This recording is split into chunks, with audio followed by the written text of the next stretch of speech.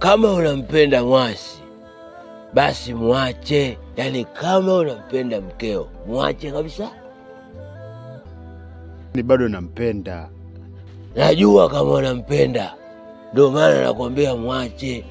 Na ikitokea kidai talaka mpe aende. Kwa sababu mapenzi ni hisia thabiti itokayo ndani ya moyo. Kwa haya anokufanyia wewe ni dhahiri shairi hakupendi.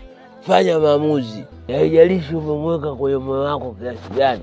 Fanya maamuzi sahihi. Angalie. Mwanaume alii kwa sauti, alii kwa kutoa machozi. Bali mwanaume analia huku anafanya maamuzi. Tena maamuzi kwa haraka hivyo. Angalieni huyo.